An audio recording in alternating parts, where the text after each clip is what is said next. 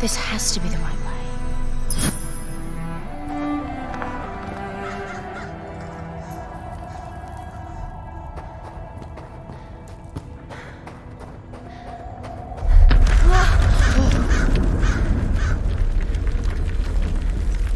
Before we continue, let's stop a moment and take a look at some of the key features of this demo. Much of what you see was built with Quixel Megascan assets, but instead of using the game versions, we used the cinematic versions, which would typically only be used in film. There are around 1 million triangles each, and thanks to virtual texturing, they all use 8K textures as well. Nanite can render an insane number of triangles very quickly. There are over 1 billion triangles of source geometry in each frame that Nanite crunches down losslessly to around 20 million drawn triangles. What does that many triangles look like? This isn't noise. These are the triangles, each a different color. Most are so small that they look like noise. Nanite achieves detail down to the pixel, which means triangles are often the size of pixels.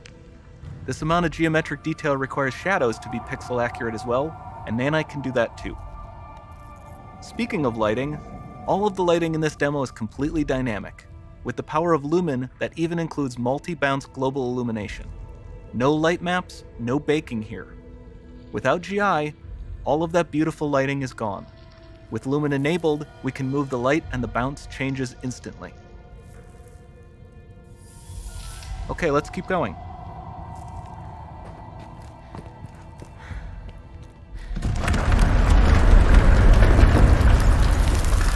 We've made some great additions to our audio system as well. Convolution reverb allows us to measure reverberation characteristics of real spaces, like actual caves that we sampled, and reproduce them in virtual spaces. Sound field rendering allows us to record and playback spatialized audio.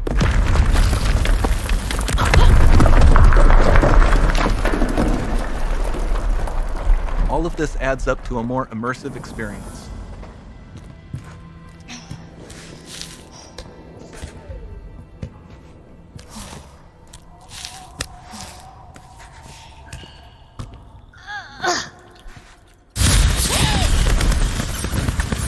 This swarm of bats was created with our Niagara effects system. Particles in Niagara can now talk to one another and understand their environment like never before.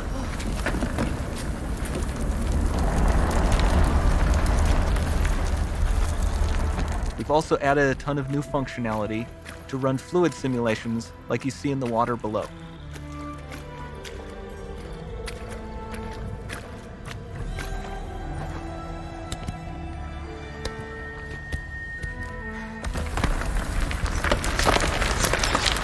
The demo runs on our chaos physics system. Here we are using it to accurately simulate the rigid bodies of the falling rocks and the cloth of her scarf.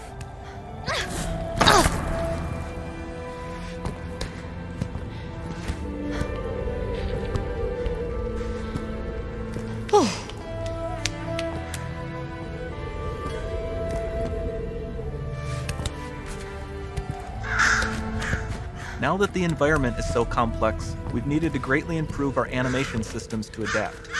We've added predictive foot placement and motion warping, which dynamically modifies IK and body position to look more natural. For the character to more realistically interact with the environment, we've added the ability to trigger seamless contextual animation events, like her hand on the door. Looks promising.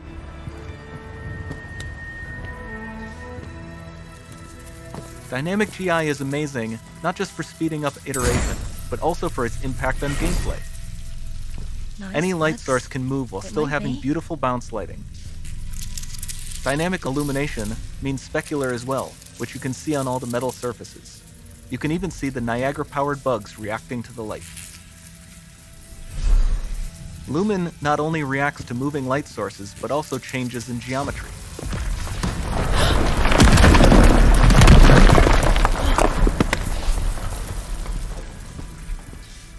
Remember we mentioned high poly assets?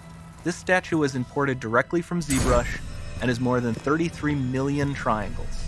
No baking of normal maps, no authored LODs.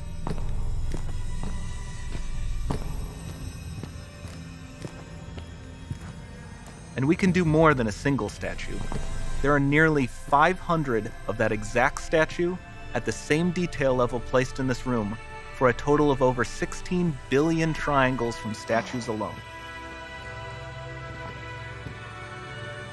Over this entire demo, there are hundreds of billions of triangles.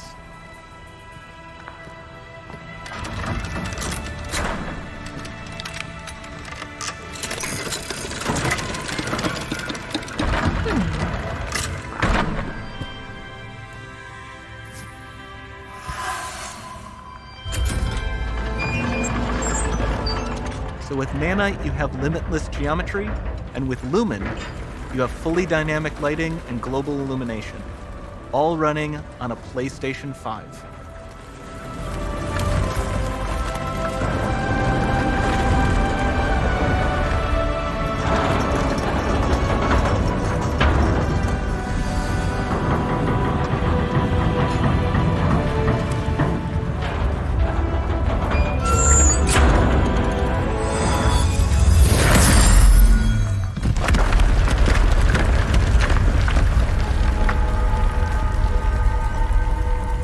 There's not much time left. And this doesn't need to be constrained to small rooms. It can stretch all the way to the horizon.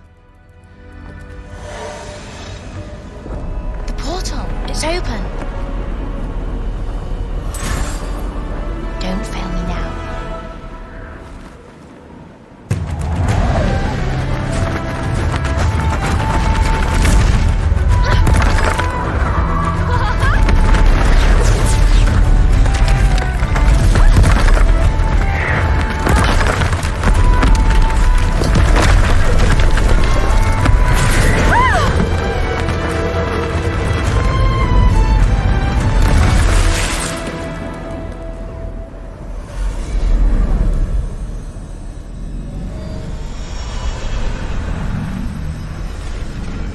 Time to see what's next.